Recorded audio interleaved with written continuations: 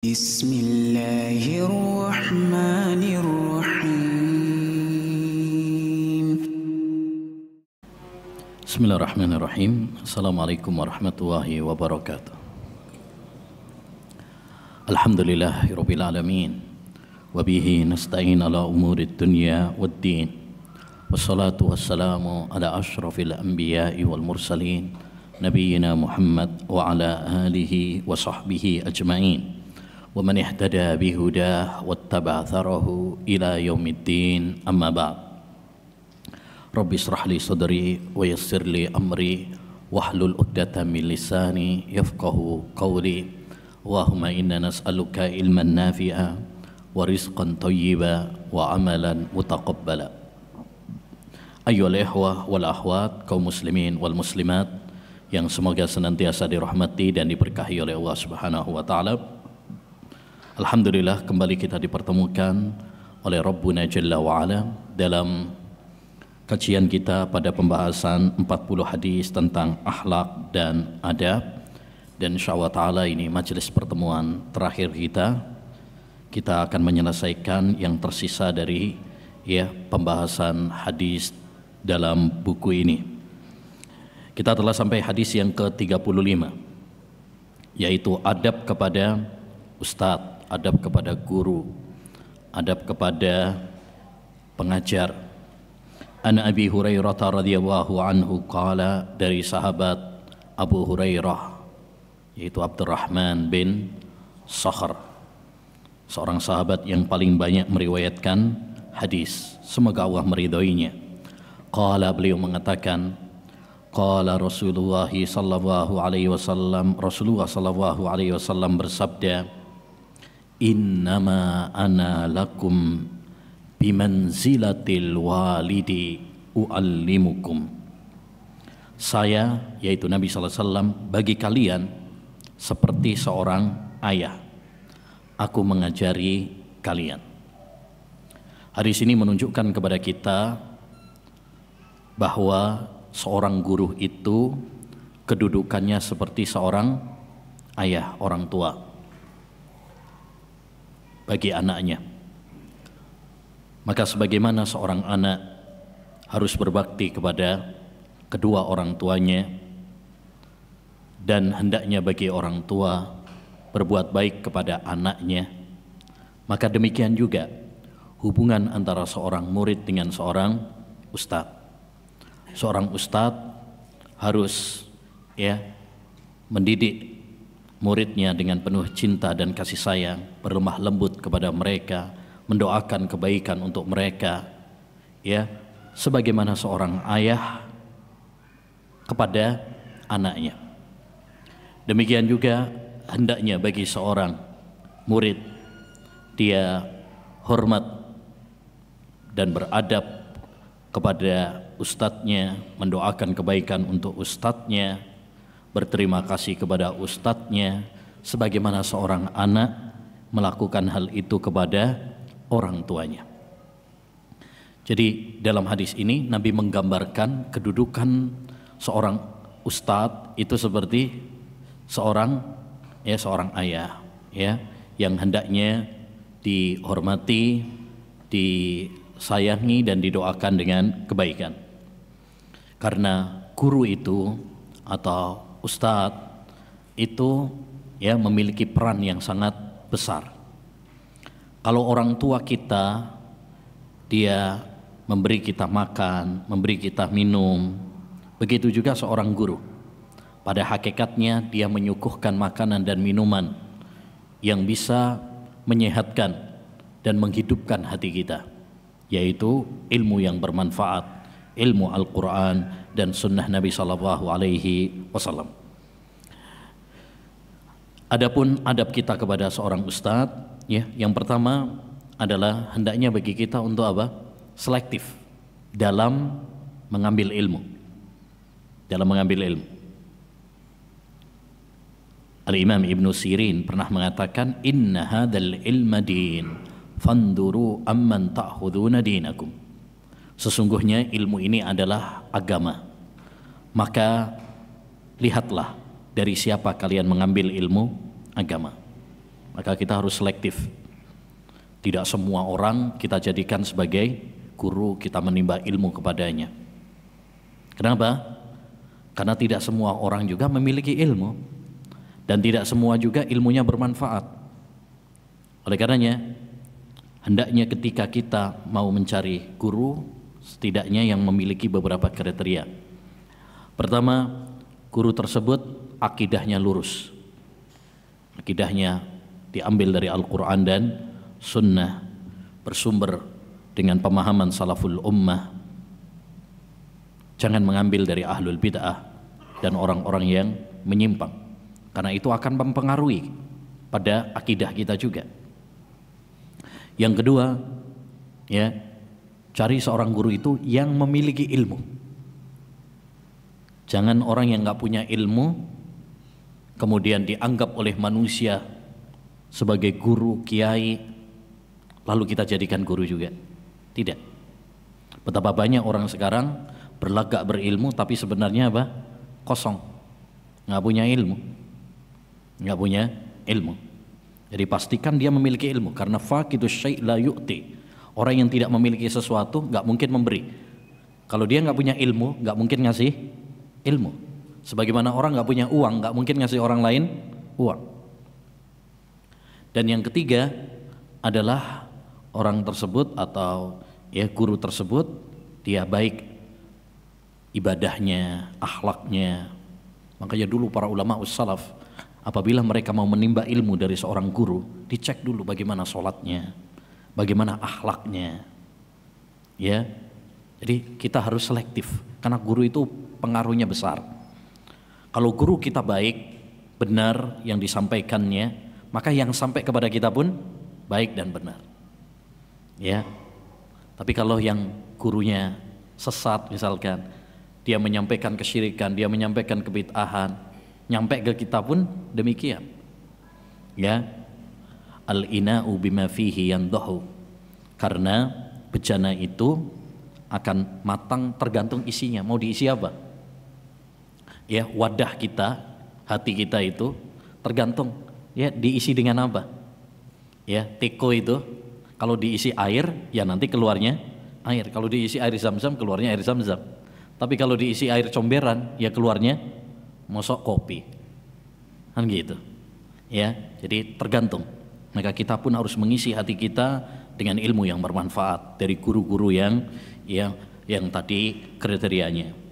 Yang kedua, di antara adab kita kepada ustadz adalah memuliakannya tanpa berlebih-lebihan.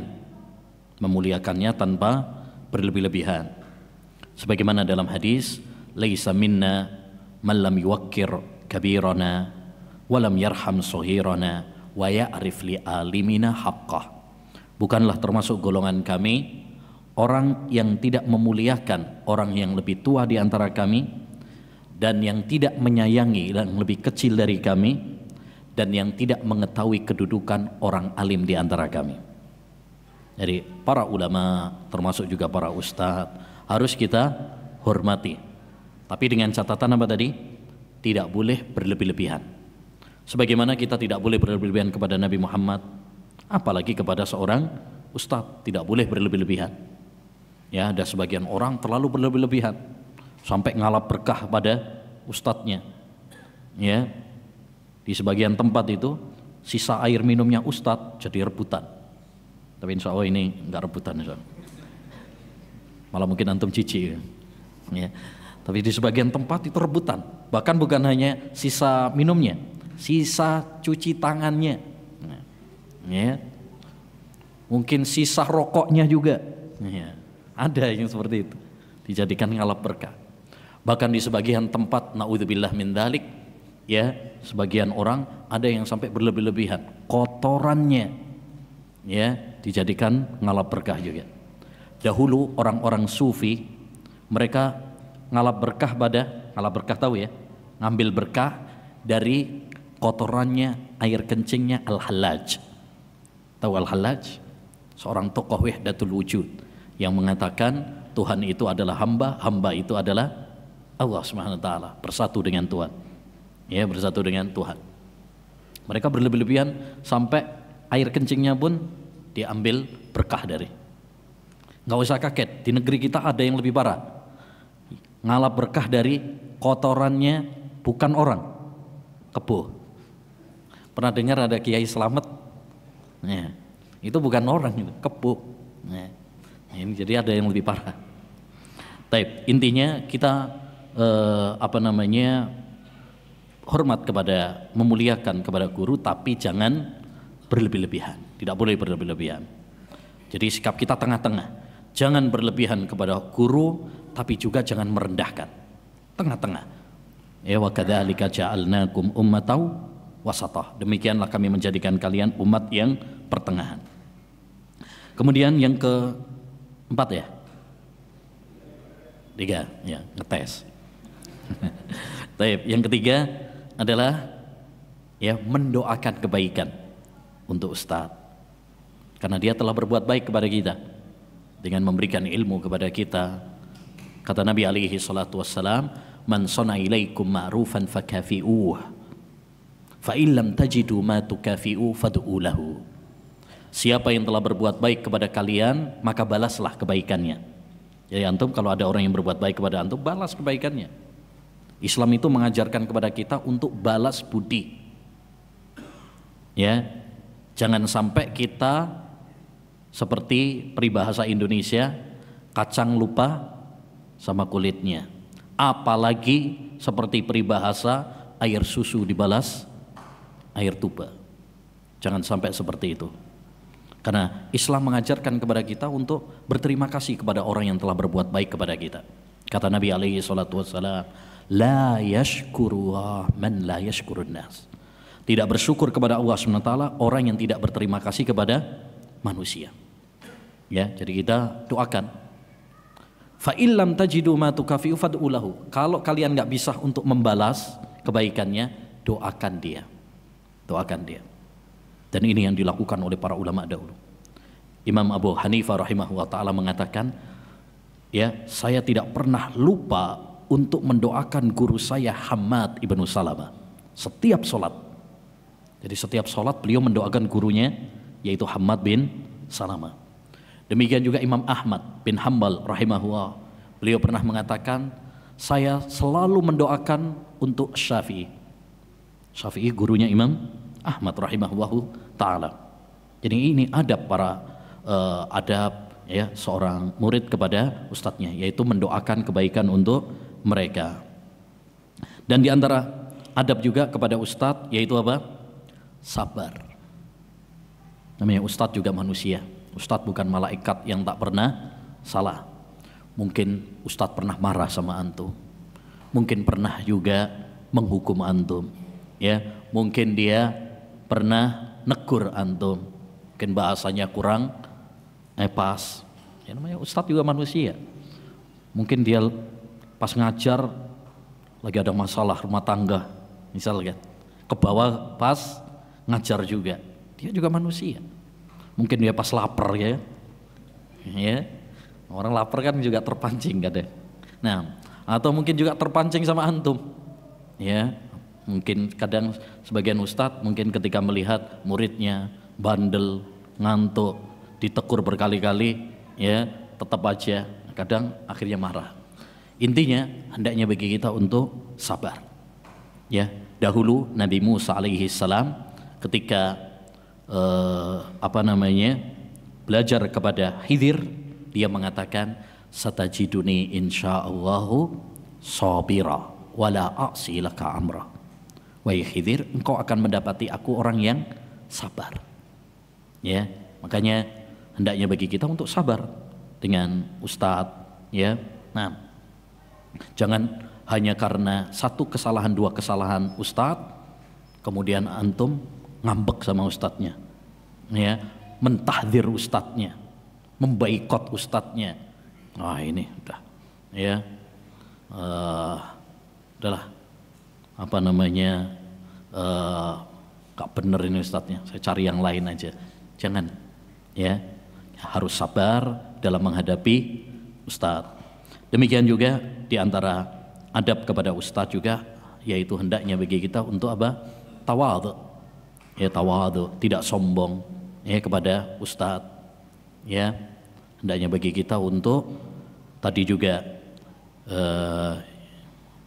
tawadhu dan mengakui kebaikan-kebaikan dia, berterima kasih atas kebaikan-kebaikan dia, tidak sombong, ya, gengsi, mengakui dia adalah guru kita misalkan, ya, nggak boleh. Kita harus tawadhu, merendah, kemudian mengakui kebaikan-kebaikan dia.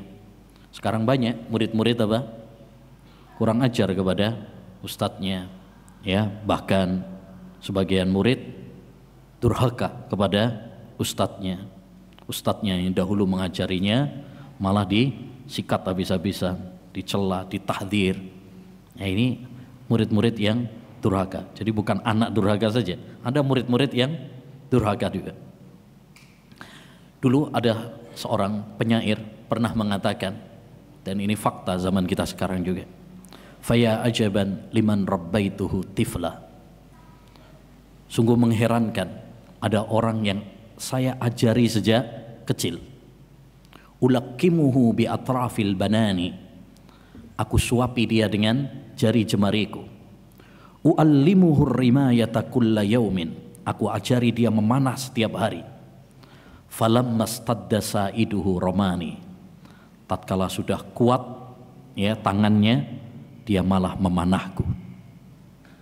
Ya, uallimuhul futuwata kulla waqtin. Aku ajari dia akhlak yang baik. Ya, diajari akhlak yang baik. Bahkan bukunya yang dibahas 40 hadis tentang adab dan akhlak. Ya kan? Falamma tarrasha ribuhu jafani. Tatkala, ya, kumisnya sudah tumbuh, jafani, dia memusuhiku. Dia kasar kepadaku, tidak beradab kepadaku.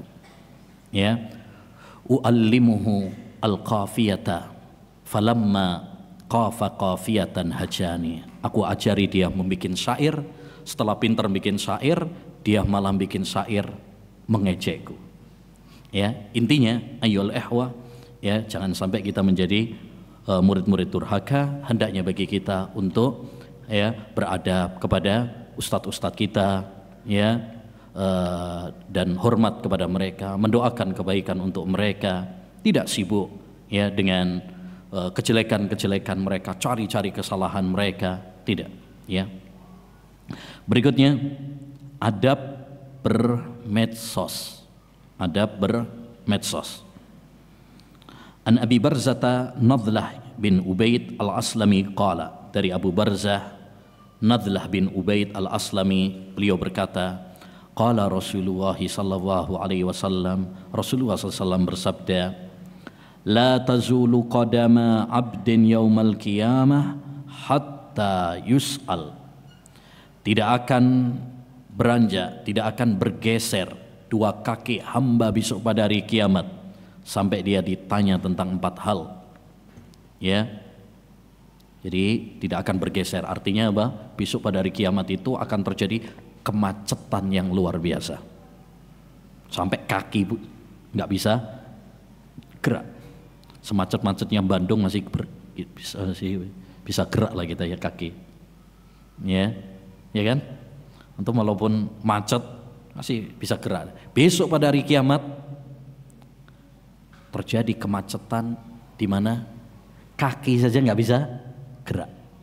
Bayangkan antum, mulai dari Adam alaihissalam sampai akhir zaman, semuanya, ya, kumpul di padang mahsyar dalam keadaan, ya, telanjang, dalam keadaan tidak berhitan, dalam keadaan tidak bersandal, ya, matahari didekatkan kepada mereka. Ya, tentu ini situasi yang sangat, ya, mencekam. Jadi besok pada hari kiamat akan terjadi kemacetan sampai 2 kaki hamba tidak bisa bergeser, sampai ditanya tentang 4 hal. An umrihi fima afna. Pertanyaan pertama tentang umurnya, untuk apa ia habiskan. Jadi dihabiskan untuk apa umurnya, usianya. Apakah dihabiskan untuk hal-hal yang bermanfaat atau untuk hal-hal yang tidak bermanfaat. Wa an ilmihi fima fa'al. Yang kedua tentang ilmunya, apakah dia mengamalkannya atau tidak. Ya, maka ini harus menjadi perhatian bagi kita, terutama bagi kita yang udah ngaji, ikhwan, akhwat. Ya, hakikat ilmu adalah amal.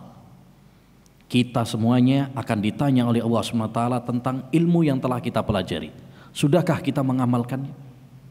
Ya, ini pertanyaan yang kedua. Pertanyaan yang ketiga, wa an malihi min aina iktasabah wa fima anfaqah. Tentang hartanya. Kalau harta ini ditanya dari dua sumber. Fi min aina iktasabah, pertanyaan pertama tentang harta, dari mana dia mendapatkannya? Untuk mendapatkannya apakah dengan cara yang halal atau dengan cara yang haram? Pertanyaan kedua, wa fima anfaqah.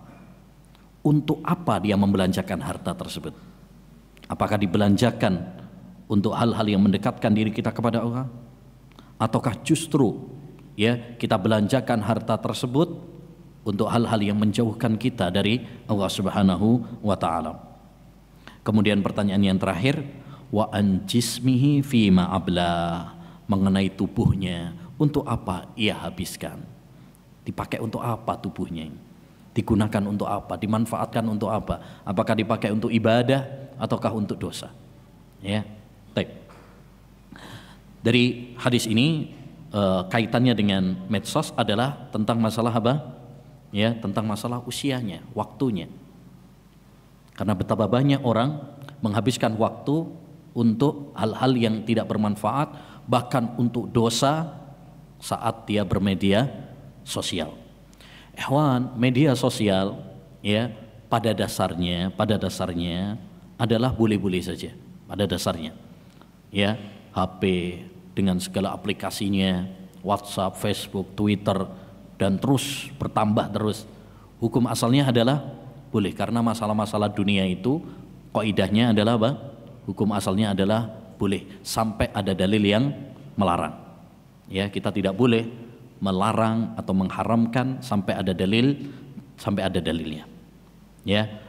Namun demikian, sebagaimana kita pahami bersama bahwa media sosial ini ibaratkan seperti pisau bermata dua. Ya, terkadang dipakai untuk hal-hal yang baik, terkadang juga dipakai untuk hal-hal yang nggak baik. Makanya ada buku, dulu ada buku media sosial sebelah surga sebelah neraka.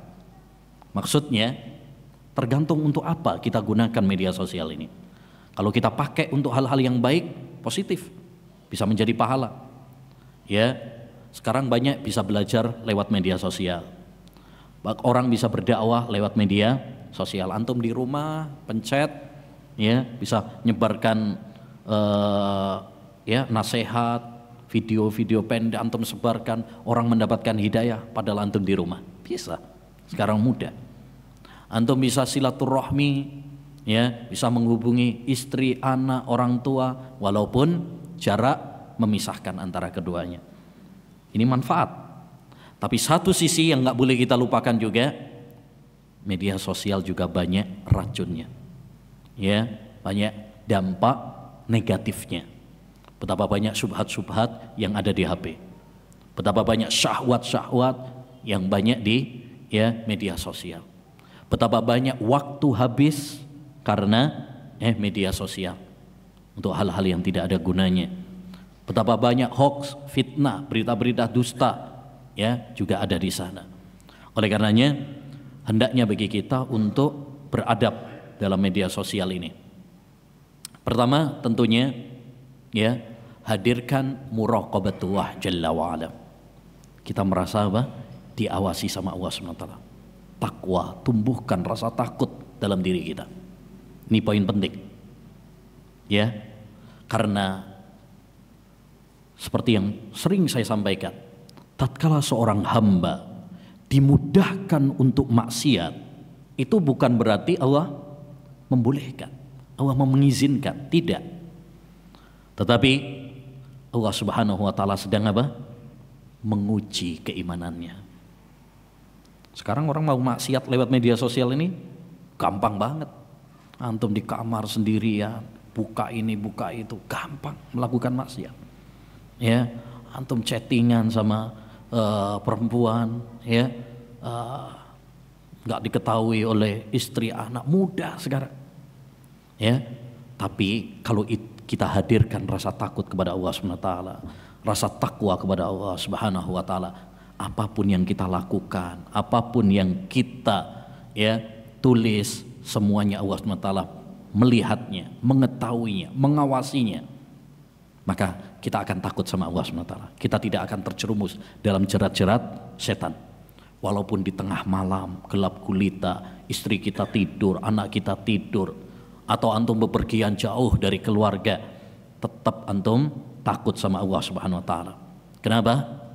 Karena Rabb yang kita sembah di rumah, dia juga Rabb yang kita sembah di luar rumah. Dimanapun kita berada, Allah selalu mengawasi kita. Ini kalau kita hadirkan, insya Allah kita akan selamat dari jerat-jerat setan. Tapi kalau kita cuma jadi suami-suami takut istri, pas lagi di rumah kelihatannya wali-wali Allah, Masya Allah. Tapi ketika pas istri tidur atau pas lagi di luar, wah aman ya. Udah nggak ada KPK ini, nggak ada yang pengawasnya, Makanya sampai sebagian itu kan di kaosnya ada tulisan dalam pengawasan istri. Ini suami-suami takut istri nih. Takutnya cuma sama istri. Berarti kalau lagi jauh dari istrinya, aman. Jangan kita menjadikan rasa takut kita kepada manusia. Karena kalau kita takut sama manusia, sama bos kita, sama istri kita, sama orang tua kita, CCTV mereka terbatas. Saat kita sudah merasa aman, akhirnya kita terjerumus dalam dosa. Tapi kalau kita tumbuhkan muraqabah, merasa diawasi sama Allah Subhanahu wa taala, antum mau kemana yang nggak bisa dilihat sama Allah? Antum ke jurang sekalipun, tengah hutan sekalipun, dalamnya laut sekalipun, di ujung dunia sekalipun, Allah Subhanahu wa taala senantiasa mengawasi. Ini kalau kita hadirkan, wallahi ini cambuk yang paling penting bagi kita. Yang kedua di antara adab dalam bermedia sosial adalah gunakan media sosial untuk hal-hal yang bermanfaat. Untuk hal-hal yang bermanfaat. Untuk apa? Untuk silaturahmi, untuk dakwah, untuk menuntut ilmu, untuk mengambil manfaat-manfaat, atau untuk kepentingan-kepentingan dunia kita, bisnis, dan lain sebagainya. Jangan sampai malah media sosial menjadikan kita malah terjerumus di dalam dosa. Kita gunakan untuk maksiat, melihat gambar-gambar porno, video-video porno yang sekarang banyak berkeliaran di media sosial, atau menebarkan hoax, berita-berita dusta, atau apalagi banyak kemaksiatan-kemaksiatan di dalamnya. Kullu nikmatin la tuqarribu ila Allah fahiya nikmah. Setiap nikmat, kata para ulama, camkan ini baik-baik, setiap nikmat yang tidak menjadikan dirimu semakin dekat sama Allah Subhanahu wa taala, maka itu adalah petaka. Jadi kalau HP kita justru malah menjauhkan kita dari Allah Subhanahu wa taala, malah menjadikan kita terjerumus dalam dosa, malah malas dari ketaatan kepada Allah Subhanahu wa taala, ini berarti bukan nikmat, ini petaka, ini bencana. Ini bencana. Kemudian yang ketiga, hal yang penting adab kita dalam bermedia sosial adalah apa? Tasabbut. Apa tasabbut itu? Kita harus hati-hati, harus ngecek dulu dalam semua berita. Tidak semua berita yang kita dengar, tidak semua berita yang kita baca langsung kita percaya. Ya ayyuhalladzina amanu in ja'akum fasikum binaba'in fatabayyanu. Wahai orang-orang yang beriman, apabila ada orang fasik yang membawa berita kepada kalian, cek terlebih dahulu. Karena betapa banyak berita-berita di media sosial itu apa? Hoax, berita-berita dusta. Tidak semuanya langsung kita pencet, share. Wah ini bagus, harus dipertimbangkan. Ini benar apa tidak? Ya. Yang kedua, kalau saya share ini manfaatnya apa? Atau malah justru mendatangkan madharat? Itu dipertimbangkan. Kemudian yang keempat, ya,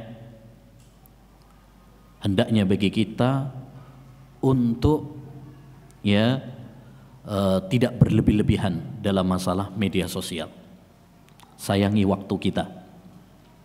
Ada sebagian orang itu pokoknya udah kayak kecanduan dengan HP. Kemana-mana bawa HP, makan, ya bawa HP, ya berkendaraan sambil HP-an, bahkan ke toilet bawa HP, seakan-akan nggak bisa hidup tanpa HP. Bangun tidur yang dicari HP, ya habis sholat bukannya zikir, buka HP. Ini tanda-tanda antum sudah kecanduan. Ya, tanda-tanda antum sudah kecanduan. Jadi hargai waktu. Karena betapa banyak waktu habis karena ini. Boleh, kita tidak mengharamkan bermedia sosial, ada manfaatnya, tapi jangan berlebih-lebihan. Ya, secukupnya, sesuai dengan kebutuhan. Yang terakhir yaitu hati-hati dari fitnah wanita atau fitnah lawan jenis. Betapa banyak rumah tangga hancur gara-gara media sosial. Awalnya baik-baik aja, kenalan sama mantan, akhirnya CLBK. Cinta lama belum kelar, cinta lama bersemi kembali, ya, karena fitnah wanita, fitnah yang sangat besar, kawan. Nabi SAW pernah mengatakan, ma taraktu fitnatan adarra ala ummati min fitnatin nisa. Aku tidak tinggalkan sebuah fitnah yang lebih besar bagi wanita, bagi laki-laki daripada fitnah wanita. Ya, bahkan kalau di dalam Al-Quran itu fitnah wanita lebih dahsyat daripada fitnah setan. Allah berfirman tentang fitnah setan, ya, inna kaidas syaitani kana dha'ifa.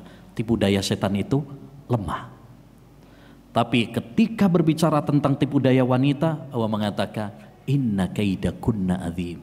Tipu daya kalian sangat dahsyat. Ya, maka hendaknya bagi kita untuk berhati-hati. Ya, karena kalau setan kayaknya nggak ada yang tergoda gitu. Tapi kalau wanita menggoda. Ya, sehingga kelemahan laki-laki rata-rata adalah pada fitnah wanita. Oleh karenanya hendaknya bagi kita untuk menjaga jarak, hati-hati. Baik, insyaallah ta'ala nanti kita lanjutkan setelah salat. Bismillahirrahmanirrahim. Alhamdulillah wassalatu wassalamu ala Rasulillah wa la haula wa la quwata illa billah, amma ba'd. Kita lanjutkan ayolah ikhwah. Tersisa 4 hadis lagi. Hadis yang ke-37, adab safar. An Abi Hurairah radhiyallahu anhu marfu'an, dari sahabat Abu Hurairah, semoga Allah meridhoinya, marfu'an, sampai kepada Nabi. Jadi marfu itu artinya hadis yang sampai kepada Nabi alaihi salatu wassalam. Kalau seorang sahabat kemudian mengatakan marfu'an, hadis ini sampai kepada Nabi, berarti hadis ini dikatakan oleh Nabi. Ya, hukumnya sampai kepada Nabi alaihi salatu wassalam.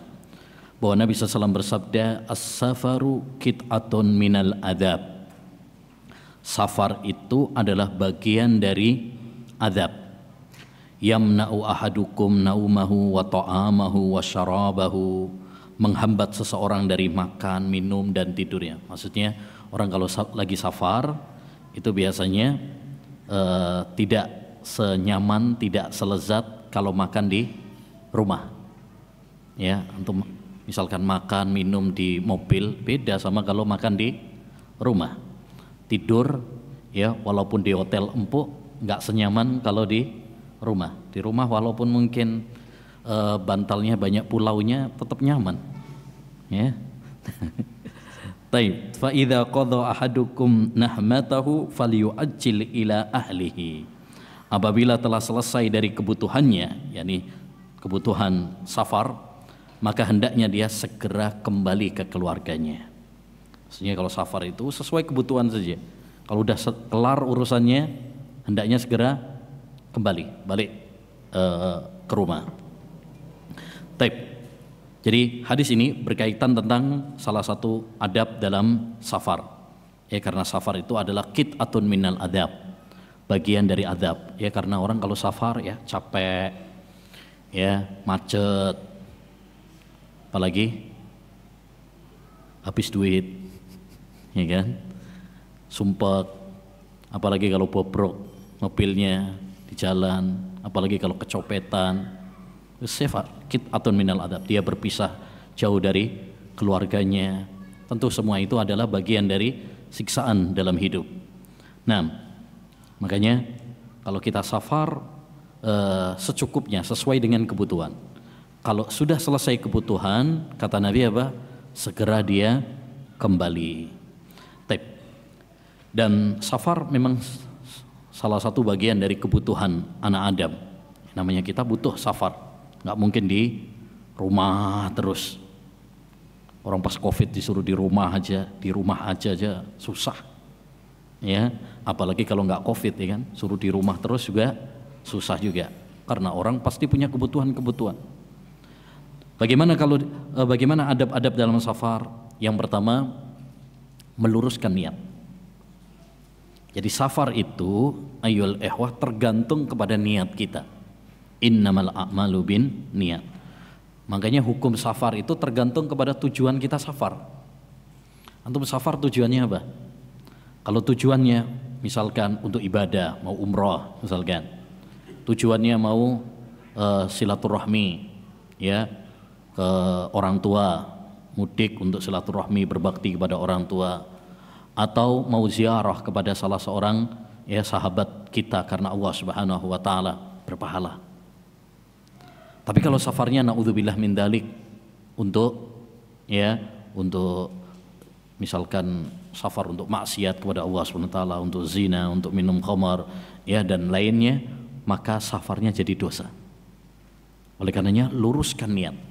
Ya, ketika kita safar, niatkan ya saya safar untuk hal-hal yang diperbolehkan oleh syariat, hal-hal yang diizinkan oleh syariat, sehingga safar kita menjadi pahala. Yang kedua adalah banyak doa. Perbanyak doa, perbanyak zikir ketika safar, karena kita tidak tahu ketika kita keluar dari rumah ini ya, kita tidak tahu apa takdir Allah Subhanahu wa taala kepada kita. Ya, mungkin kita kecelakaan, mungkin ya kecopetan dan lain sebagainya. Oleh karenanya perbanyak doa, karena doa dan zikir itu adalah benteng bagi seorang hamba ya, agar Allah SWT memberikan keselamatan, penjagaan kepadanya. Terlebih doa orang yang safar itu mustajab. Sebagaimana kata Nabi SAW, salasu da'awatin la turad. Ada 3 doa yang tidak akan ditolak. Salah satunya adalah wada'watul musafir, doanya orang yang safar. Maka hendaknya bagi orang yang safar untuk memperbanyak doa kepada Allah Subhanahu wa taala, banyak zikir kepada Allah Subhanahu wa taala. Ya, di antaranya adalah doa saat kita menaiki kendaraan. Jangan lupa ya berdoa, subhanalladzi sakhkhara lana hadza wa ma kunna lahu mukrinin wa inna ila rabbina lamunqalibun. Allahumma inna nas'aluka fi safarina hadza al-birra wat taqwa wa minal amali ma tradha. Allahumma hawwin alaina safarana hadza watwi anna bu'dah. Allahumma antas sahibu fis safar wal khalifatu fil ahl. Allahumma inna na'udzubika min wa'sa'is safar wa ka'abatil mandar wa su'il munqalabi fil mali wal ahl. Ya, atau doa-doa yang lain yang dianjurkan oleh Nabi alaihi salatu wassalam. Termasuk yang disebutkan oleh para sahabat adalah ketika naik mereka bertakbir. Ketika turun, jalannya turun misalkan, maka mengucapkan subhanallah. Jadi ketika namanya perjalanan kadang naik turun ya jalannya. Ketika kita naik ya, jangan lupa untuk bertakbir. Allahu Akbar. Karena ternyata Allah maha besar dari apa yang kita lihat. Ya. Demikian juga ketika turun kita mensucikan Allah Subhanahu wa taala.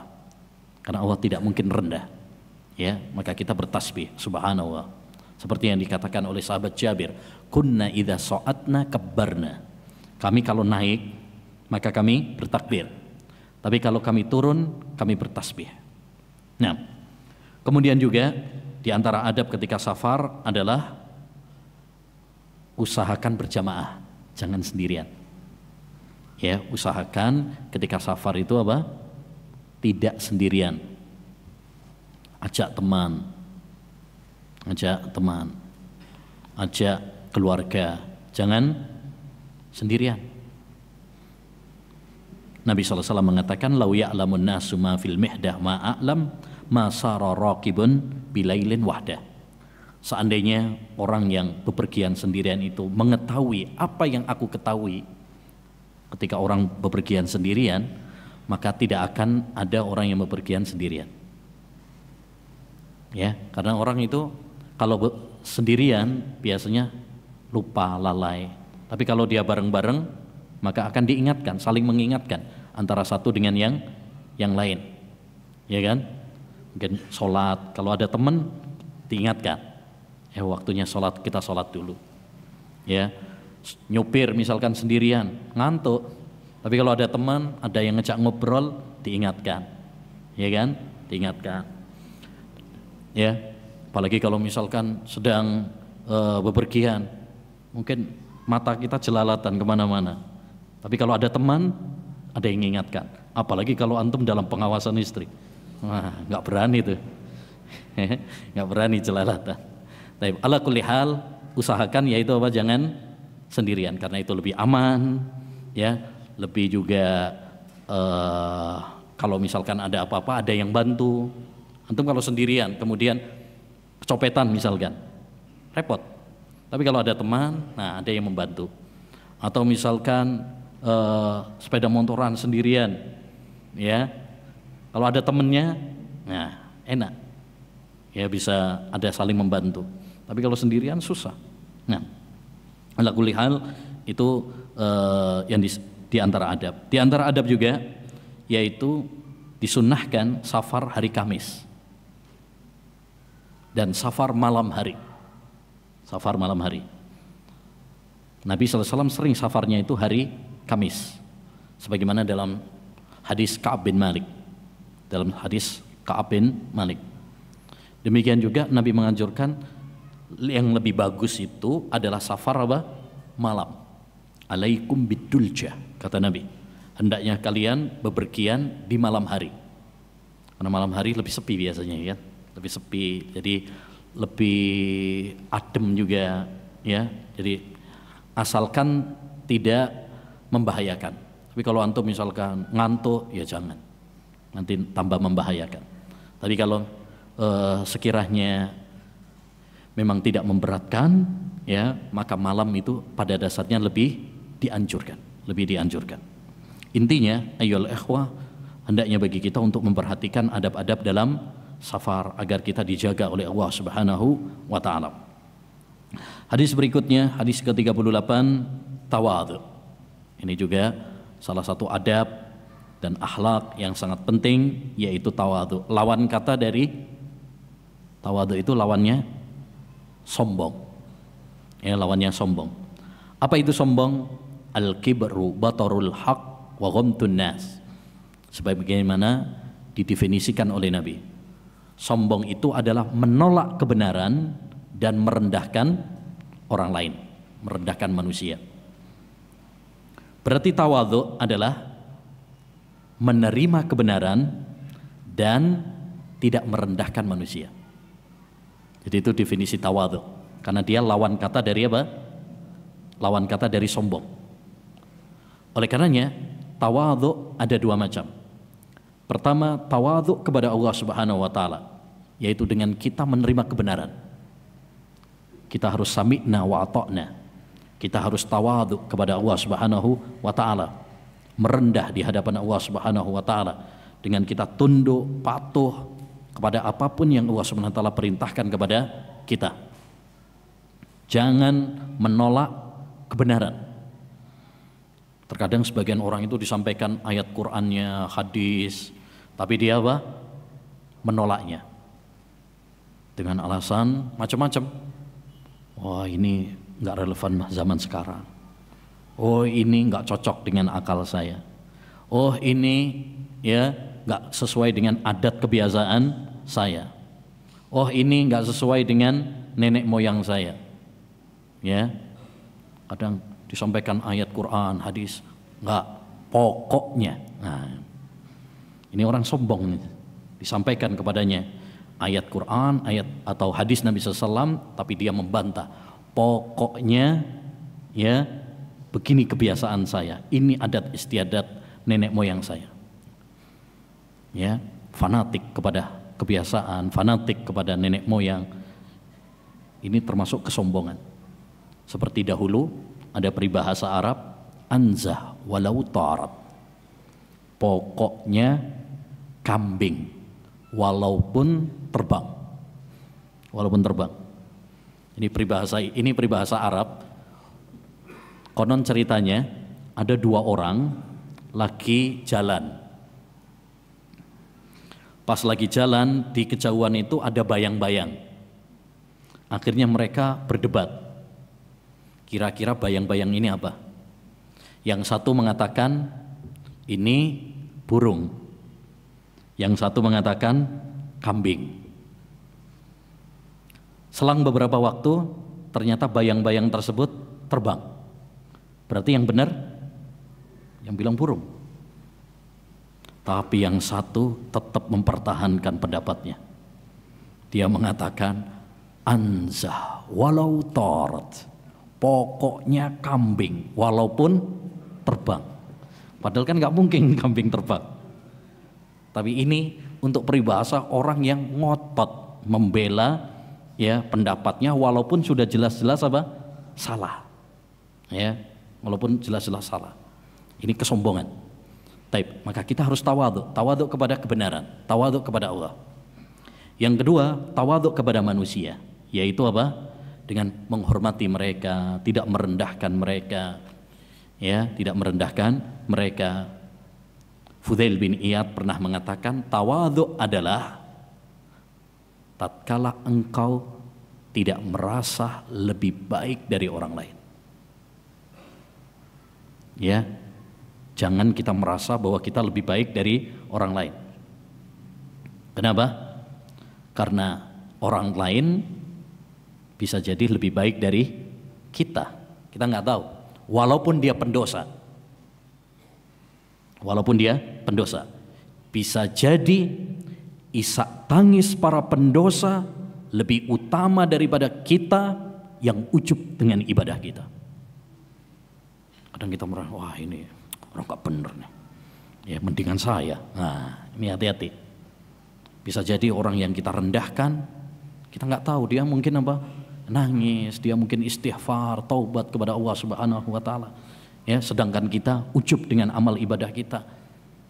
Nah, maka kita harus tawadhu, yaitu dengan kita tidak merendahkan orang lain. Tidak sombong terhadap orang lain, merasa lebih hebat daripada orang lain. Pernah dikatakan oleh Bakar bin Abdullah al-Muzani. Ini seorang ulama tabi'in yang mulia. Beliau pernah melihat ada orang jalan dengan petentang-petenteng. Tahu ya petentang-petenteng? Ini jalannya ini sombong itu. Wah, kuagak gitu. Ya, petentang-petenteng sombong. Jadi jalan itu biasa aja, nggak usah apa? Nggak usah petentang-petenteng. Rasulullah SAW pernah melihat ada seorang sahabat namanya Abu Dujana. Abu Dujana ini seorang sahabat pendekar, pemberani. Dia dulu ketika dalam perang Uhud, ketika Nabi SAW hampir dibunuh, ini sebagai tembok untuk Nabi SAW. Sehingga kata para sahabat tidak bisa terhitung berapa sabetan pedang di dadanya, berapa tombak, ya, dan berapa panah yang menancap di pundak Abu Dujana.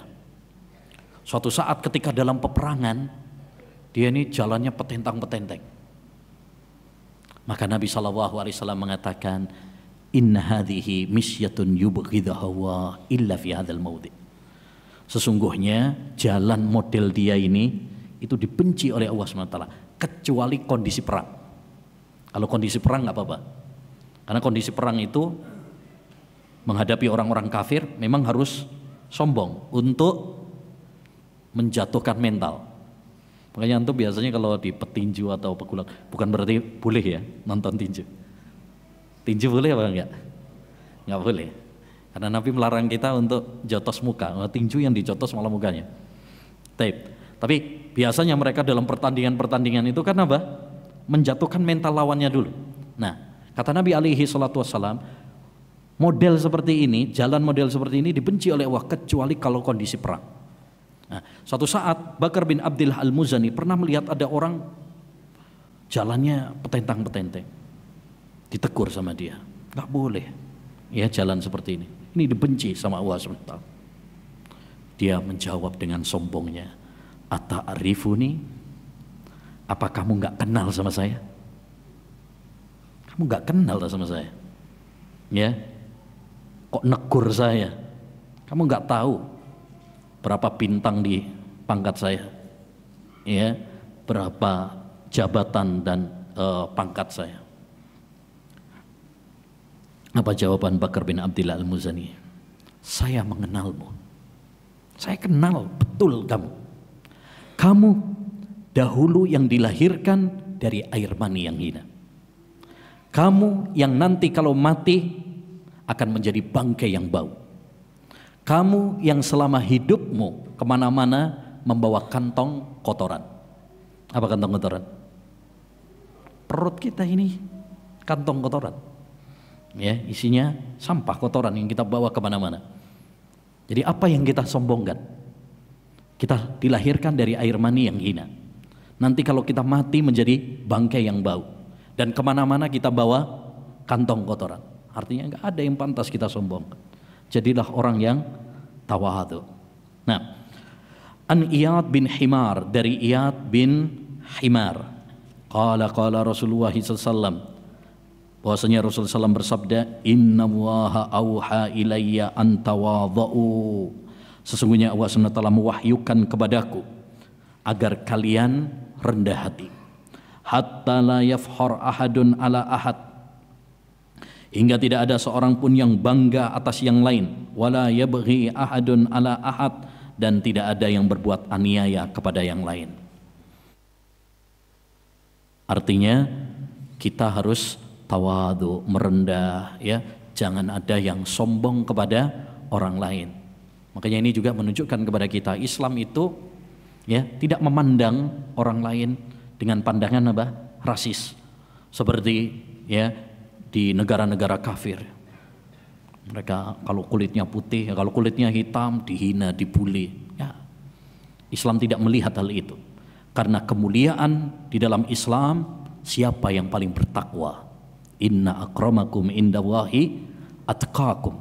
Sesungguhnya yang paling mulia di sisi Allah Subhanahu wa taala itu yang paling bertakwa kepada Allah Subhanahu wa taala, bukan yang paling kaya, bukan yang paling tinggi jabatannya, bukan yang paling tampan wajahnya, cantik wajahnya, bukan. Tetapi yang paling bertakwa kepada Allah Subhanahu wa taala. Baik, berikutnya hadis yang ke-39, an Abi Sa'idin Al-Khudri radhiyallahu an, dari Abu Sa'id Al-Khudri, semoga Allah Subhanahu wa taala meridhoinya, anna Rasulullah sallallahu alaihi wasallam qaal la dharara wa la dirar, tidak boleh membahayakan diri sendiri dan membahayakan orang lain. Ini di bawah judul adab berkendaraan. Adab berkendaraan beda sama adab safar, ya. Adab safar, karena berkendaraan tidak mesti safar, dan safar tidak mesti berkendaraan. Bisa jadi antum jalan kaki, ya kan? Dan berkendaraan belum tentu safar. Mungkin antum ke masjid naik kendaraan, mungkin antum ke pasar naik kendaraan. Padahal itu belum jarak safar, belum jarak safar. Jadi safar itu ada jarak tertentu, ada batasan tertentu, yang menurut pendapat yang paling kuat dalam fikih adalah dikembalikan kepada urf, dikembalikan kepada adat. Tapi kalau berkendaraan, yang penting antum naik kendaraan. Mungkin ke pasar, mungkin ke masjid, ya naik kendaraan. Taib.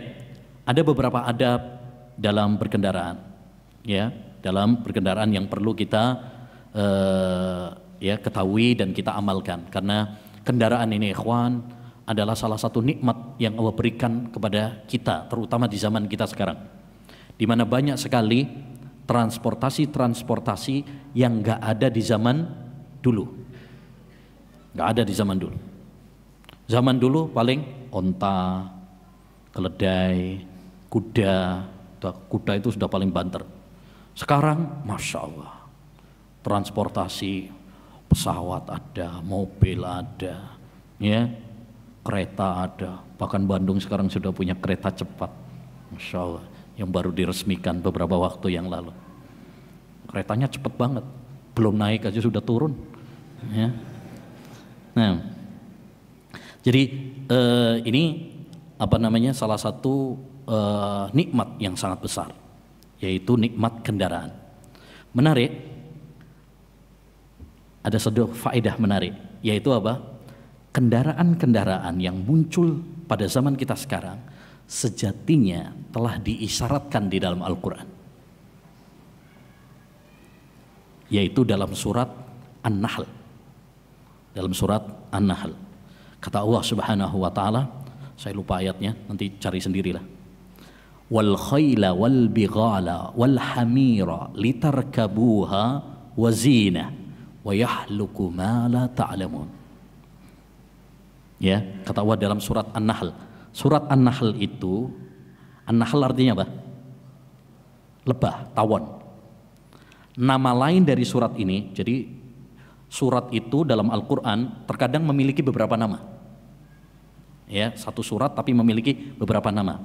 Seperti Al-Fatihah itu ada nama lain, Ummul Quran, ya, ada nama Ar-Ruqyah dan lain sebagainya. Taib. Surat An-Nahl nama lainnya surat An-Ni'am, nikmat-nikmat. Kenapa? Karena dalam surat tersebut Allah banyak menyebutkan nikmat-nikmatnya, termasuk nikmat transportasi yang Allah sebutkan dalam surat tadi, surat An-Nahl. Kata Allah wal khayla, dan kuda. Wal bighal, bighal itu hewan peranakan kuda dengan keledai. Wal hamir, dan keledai. Litarkabuha, agar kamu menungganginya, menjadikannya sebagai kendaraan. Wazinah, dan sebagai perhiasan. Wa yahluku ma la ta'lamun, dan Allah akan ciptakan kendaraan-kendaraan yang tidak kalian ketahui sekarang. Kata para ulama, dalam ayat ini Allah menyebutkan dua macam transportasi. Pertama, transportasi yang sudah ada di zaman dulu. Ya, di zaman Nabi sudah ada, seperti kuda, keledai, ya, bighal, ya kan? Yang kedua, transportasi yang belum ada di zaman Nabi, tapi Allah kabarkan suatu saat nanti Allah akan ciptakan. Wa yahluku ma la ta'lamun, Allah akan ciptakan transportasi yang tidak kalian ketahui, dan itu terbukti zaman sekarang. Ya, banyak transportasi yang belum ada di zaman Nabi tapi Allah ciptakan sekarang. Ya, dengan sangat spesial sekali, dengan ada pesawat, dengan ada kereta, dengan ada mobil, ya, luar biasa. Semua ini adalah nikmat dari Allah Subhanahu wa taala. Karena apa? Yang tadinya mungkin memakan waktu yang lama jadinya cepat. Ya. Yang tadinya mungkin susah ngangkut barang tapi sekarang bisa, ya, lebih mudah. Bahkan sekarang saking mudahnya kita ini sekarang serba instan. Pengennya yang instan, cepat. Mana yang paling cepat itu yang diminati sekarang. Hanya kasihan juga kadang-kadang yang masih manual itu ketinggalan zaman, ya, kalah dengan yang online. Karena sekarang semuanya serba online, semuanya serba instan. Orang cari makan aja sekarang cari yang instan. Ya, taib. Intinya kendaraan ini ada beberapa adab. Di antaranya yang pertama, ngecek kendaraan. Jadi sebelum naik kendaraan itu dicek terlebih dahulu. Bannya dicek, ada apa enggak. Ya, remnya. Jangan sampai nanti remnya jebol ya kan. Nah, spionnya. Jadi itu salah satu adab. Dan itu disebutkan oleh para ulama kita. Dahulu para ulama mengatakan hendaknya seorang sebelum menaiki kendaraan ngecek dulu pelana kudanya, ya, kemudian dicek dia nanti liar apa tidak, ya, itu diperhatikan oleh para ulama. Karena ikhwan, Islam itu agama yang sempurna. Sampai masalah lalu lintas, bagaimana berkendaraan itu dibahas. Tidak ada satu permasalahan pun yang tidak dibahas dalam agama Islam. Semuanya komplit. Makanya kita harus bangga sebagai seorang muslim. Ya, karena semuanya sudah komplit dibahas. Tidak akan antum jumpai di agama-agama lain. Tunjukkan kepada saya agama sekomplit agama Islam. Nggak akan ada. Islam itu Masya Allah, sampai masalah BAB dibahas, sampai masalah kita bersin menguap dibahas, sampai masalah ngentut aja dibahas. Ya, itu menunjukkan bahwa Islam itu agama yang sempurna. Termasuk tadi suruh ngecek dulu. Ya, yang kedua, taati peraturan lalu lintas. Ya, taati peraturan lalu lintas. Ya ayyuhalladzina amanu atti'ullaha wa atti'ur rasul wa ulil amri minkum. Wahai orang-orang yang beriman, taatlah kalian kepada Allah, taatlah kalian kepada Rasul dan ulil amri. Ulil amri itu mencakup dua, ulama dan umara. Jadi peraturan-peraturan pemerintah yang tidak bertentangan dengan syariat maka wajib untuk ditaati. Karena dulu sudah pernah kita sampaikan juga ya, perintah pemimpin itu terbagi menjadi tiga. Satu, perintah pemimpin yang sesuai dengan Quran dan hadis. Ya, pemimpin nyuruh sholat, wajib ditaati. Yang kedua, perintah pemimpin yang tidak sesuai dengan syariat. Pemimpin nyuruh misalkan perempuan copot jilbab, misalkan, nggak boleh ditaati. Ya, nggak boleh ditaati. Karena la ta'ata li makhluk fi maksiatil khaliq. Tidak ada ketaatan kepada makhluk dalam hal maksiat kepada Allah Subhanahu wa taala. Atau pemimpin menghalalkan miras misalkan, ya, khomer, nggak boleh ditaati. Ya, karena ketaatan kepada Allah Subhanahu wa taala lebih utama daripada siapapun. Yang ketiga, perintah pemimpin yang tidak ada perintahnya dalam Quran tapi juga tidak ada larangannya. Ya, perintahnya nggak ada tapi juga nggak terlarang juga. Seperti peraturan-peraturan tadi lalu lintas misalkan. Contoh paling mudah apa? Peraturan lalu lintas, lampu merah, lampu hijau, lampu kuning, ya, lampu merah tanda berhenti, misalkan, wajib ditaati atau tidak? Wajib. Dalilnya mana? Apa dulu sudah ada lampu merah, lampu hijau? Nggak ada. Dalilnya tadi, wa ulil amri minkum. Taatlah kalian kepada ulil amri. Ini maksiat apa tidak? Bukan maksiat. Selama itu bukan maksiat maka wajib ditaati. Bahkan kata para ulama, termasuk diantaranya adalah Syekh Ibnu Utsaimin, wajib taat kepada peraturan lalu lintas, termasuk yaitu lampu merah tadi nggak boleh berhenti, nggak boleh berhenti, wajib berhenti, nggak boleh nerjang, walaupun sepi. Walaupun sepi. Kadang-kadang kita mungkin taat kalau lagi rame, lagi ada polisi apalagi. Nah, tapi kalau lagi sepi, gas, ya, ini nggak boleh, nggak boleh. Karena biasanya justru kecelakaan itu saat sepi, karena orang menganggap apa? Aman, padahal tahu-tahu, dari arah yang tidak disangka-sangka. Makanya hendaknya bagi kita taat kepada ulil amri dalam masalah ini. Yang ketiga, di antara adab naik kendaraan, nggak boleh kebut-kebutan. Nah, ini penting nih, nggak boleh apa? Ngebut. Wa ibadur rahmanil ladzina yamshuna 'alal ardi hauna. Hamba-hamba Allah itu kalau mereka jalan itu haunan, lemah lembut. Ya, bukan berarti pelan banget gitu. Enggak juga, tapi maksudnya biasa aja. Jangan kebut-kebutan, ya. Jangan terlalu ngebut. Kenapa? Karena sebagaimana dalam hadis tadi, la dharara wala dirar. Tidak boleh membahayakan diri sendiri dan membahayakan orang lain. Kalau antum ngebut bisa membahayakan diri sendiri. Bisa juga membahayakan orang lain. Kalau antum nabrak sama orang lain bisa membahayakan dia. Ya. Terutama saat ada tikungan. Antum pelan-pelan. Yang kedua, saat hujan, biasanya jalanan licin, maka lebih harus pelan-pelan lagi. Jadi intinya ini semuanya diatur dalam agama Islam. Dulu Rasulullah SAW ketika pulang dari haji dari Arafah menuju Musdalifah, Nabi SAW mengarahkan kepada para sahabat untuk apa? Pelan-pelan, pelan-pelan Pak sopir, ya kan? Jadi jangan ngebut-ngebut. Nah, jadi harus apa? Pelan-pelan. Karena ketika kita kebut-kebutan itu membahayakan dan itu tidak sesuai dengan hadis ini. Menarik, ada pernah cerita lucu ya antara Syekh bin Baz sama Syekh Albani rahimahullahu taala. Ya. Syekh Albani itu kalau nyetir ngebut. Ya, ngebut. Ada salah satu mahasiswa pernah dibonceng satu mobil sama Syekh Albani, ngebut. Akhirnya kata mahasiswa tersebut, ya Syekh, kata Syekh bin Baz nggak boleh ngebut-ngebut karena ini termasuk bunuh diri yang dilarang oleh Allah. Wala tulqu biaidikum ila tahluka. Jangan kalian menjerumuskan diri kalian kepada kebinasaan.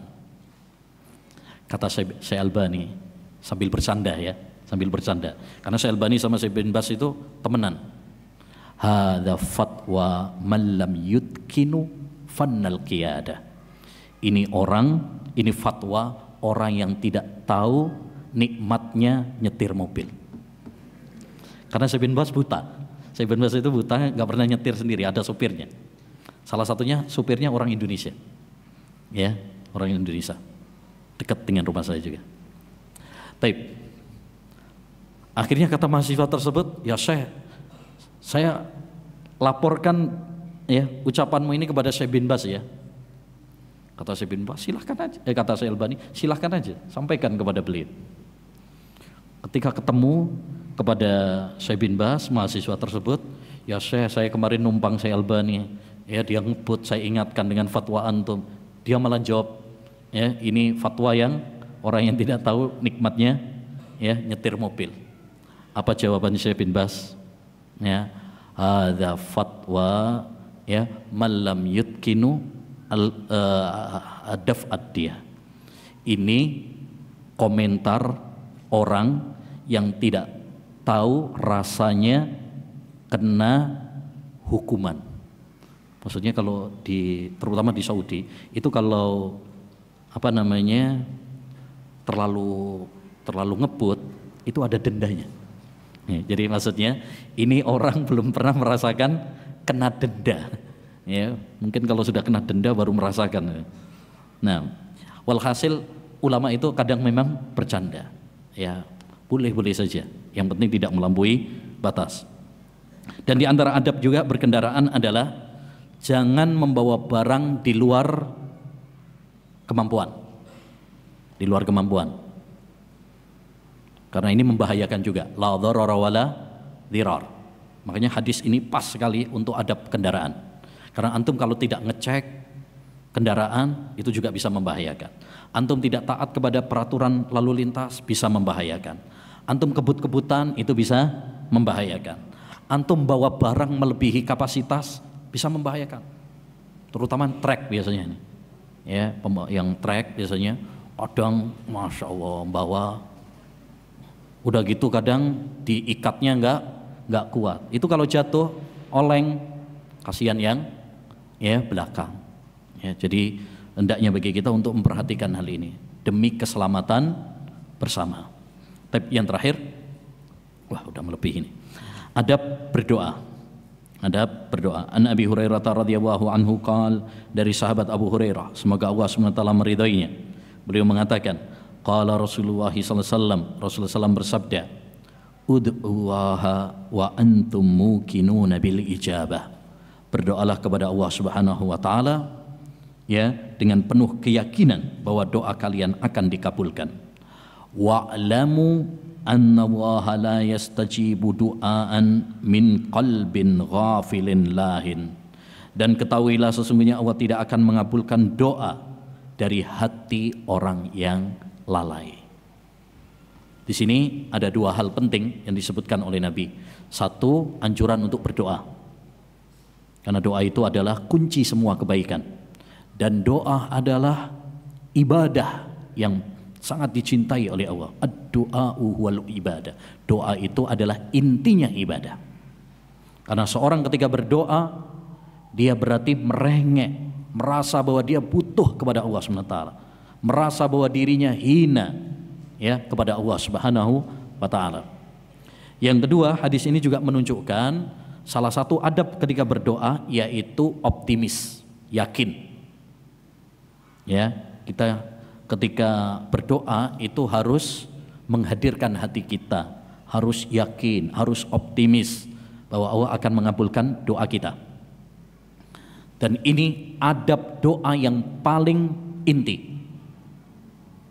Adab doa yang paling inti itu apa? Menghadirkan hati. Jangan sampai antum berdoa cuma dengan lisan saja. Ya, bibirnya berdoa tapi hatinya enggak. Jadi doa itu yang paling penting menghadirkan hati. Makanya orang yang berdoa walaupun dia non muslim, tapi kalau dia berdoanya betul-betul membutuhkan dari lubuk hatinya, maka Allah akan kabulkan. Seperti dalam ayat Al-Quran, فَإِذَا رَقِبُوا فِي الْفُلْكِ دَعَوَّهَ مُخْلِصِينَ لَهُ-الدِّينَ. Orang-orang musyrik itu apabila di tengah badai lautan, ketika ada guncangan, mereka berdoa kepada Allah dengan ikhlas, yakni dengan hati. Ya, lalu Allah akan kemudian setelah itu falamma najjahum ilal barri, Allah selamatkan mereka ke daratan. Kalau orang kafir saja tatkala berdoa dengan hati Allah kabulkan, apalagi seorang muslim. Iblis saja ketika berdoa dikabulkan oleh Allah SWT, apalagi seorang muslim. Oleh karenanya yang paling penting ikhwan adalah apa? Menghadirkan hati. Jadi adab dalam berdoa itu yang paling penting satu adalah menghadirkan hati. Kita harus yakin, optimis ya bahwa Allah akan mengabulkan doa kita. Jangan ragu-ragu dalam berdoa. Jangan cuma coba-coba. Nah, siapa tahu nanti Allah kabulkan. Jangan. Kita harus yakin, optimis. Ya, harus optimis. Makanya nggak boleh berdoa dengan apa?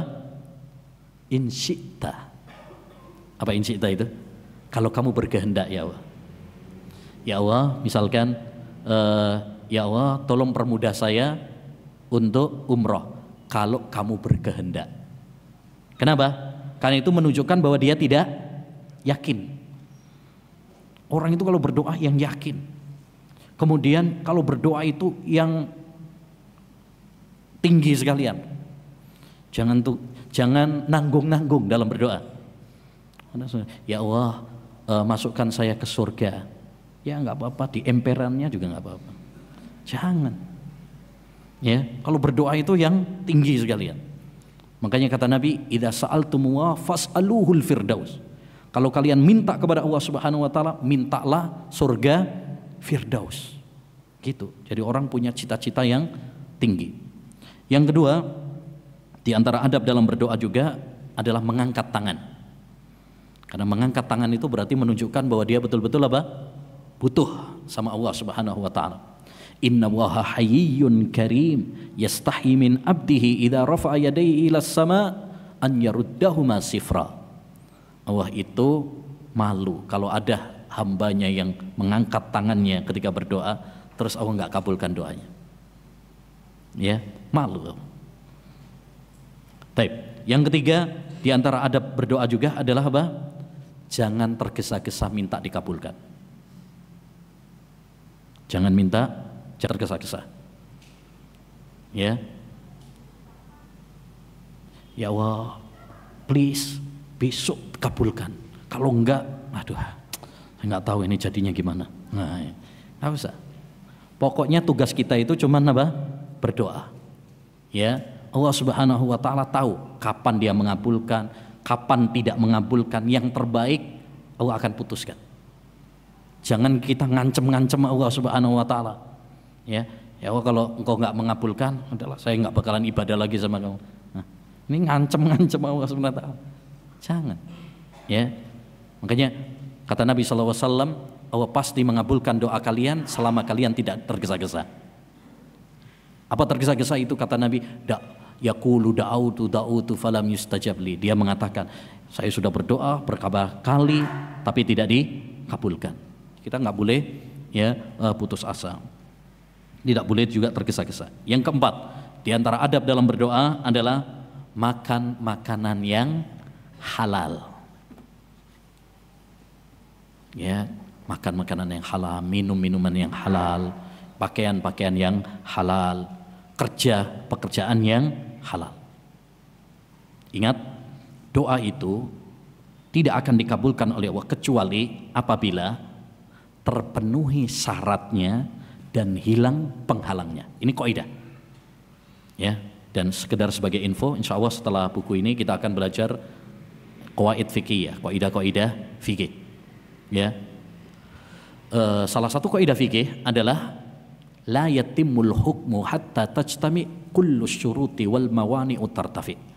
Hukum itu tidak akan sempurna kecuali apabila terpenuhi syarat-syaratnya dan hilang segala penghalangnya.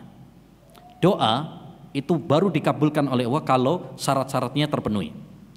Tidak cukup itu saja. Ada yang kedua, penghalang-penghalangnya dihindari. Nah, salah satu penghalang terkabulnya doa adalah kalau makan makanan yang haram, minum minuman yang haram, bekerja pekerjaan yang haram. Seperti yang disebutkan oleh Nabi, summa dzakara rajul yutilus safar ash'asha akhbar yamuddu yadayhi ila sama ya rabbi ya rabb wa mat'amuhu haram wa mashrabuhu haram wa malbasuhu haram wa ghudhiya bil haram fa anna yustajabulah. Kata Nabi, ada seorang yang safar tadi termasuk doanya mustajab. Ash'asha akhbar, ya, berdebu, kucel, ini juga salah satu sebab terkabulnya doa. Kalau seorang itu betul-betul butuh kepada Allah Subhanahu wa taala. Ya. Yamuddu yadaihi, mengangkat tangannya. Tadi sudah, itu berarti sebab terkabulnya doa, mengangkat tangan. Ya Rabbi ya Rabbi, ini juga termasuk adab, yaitu tawassul dengan nama Allah Subhanahu wa taala dan mengulang-ulang permintaannya, ya Rabbi ya Rabbi. Berarti orang ini sudah melakukan sebab-sebab terkabulnya doa. Tapi kata Nabi, makanan yang dia makan haram, minuman yang dia minum haram, pakaian yang dia pakai haram, ya, dia tumbuh dengan harta yang haram, bagaimana akan dikabulkan doanya? Yakni ada penghalang yang menghalangi terkabulnya doa. Bagaimana mungkin akan dikabulkan doanya? Ada sesuatu yang bisa menghalangi doanya terkabul, yaitu tadi makan yang haram, minum yang haram, pakaian yang haram, pekerjaan yang haram. Maka kita kalau ingin terkabul doa-doa kita, ya, bersihkan makanan kita, minuman kita, pakaian kita, pekerjaan kita dari harta-harta yang haram. Walhamdulillahi rabbil alamin. Selesai sudah pembahasan kitab 40 hadis tentang akhlak dan adab. Mudah-mudahan Allah Subhanahu wa taala mencurahkan ilmu yang bermanfaat kepada kita semuanya, dan mudah-mudahan kita menjadi hamba-hamba Allah yang beradab dan berakhlak. Allahumma ati anfusana taqwaha wa zakkiha anta khairu man zakkaha anta waliyuha wa maulaha. Allahumma hdina li ahsanil akhlaq la yahdi li ahsaniha illa ant wasrif anna sayyi'aha la yasrifu anna sayyi'aha illa ant. Rabbana zalamna anfusana wa illam taghfir lana wa tarhamna lanakunanna minal khasirin. Allahumma ya muqallibal qulub sabbit qulubana ala dinik. Allahumma ya musarrifal qulub sarrif qulubana ala ta'atik. Wa sallallahu wa sallama ala nabiyyina Muhammad wa ala alihi wa sahbihi ajmain. Subhanakallahumma wa bihamdika asyhadu an la ilaha illa anta astaghfiruka wa atubu ilaih. Assalamualaikum warahmatullahi wabarakatuh.